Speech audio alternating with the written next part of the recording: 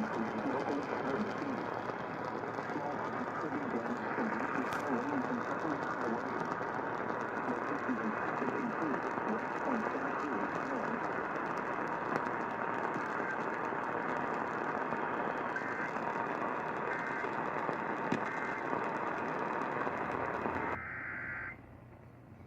A special marine warning for the following inner waters from Point Mugu to San Mateo Point, California, including Santa Catalina and Santa Barbara Islands.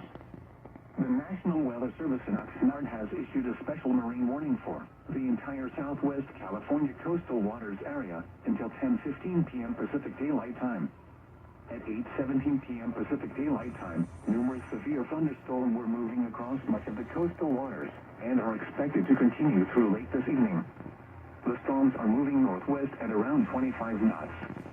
Hazard, wind gusts 34 knots or greater and locally up to 50 knots, creating rough seas. Frequent cloud-to-ocean lightning, heavy downpours, and small hail. Water spouts will be possible. Source, radar indicated. Impact, small craft could be damaged and briefly higher winds and suddenly higher waves.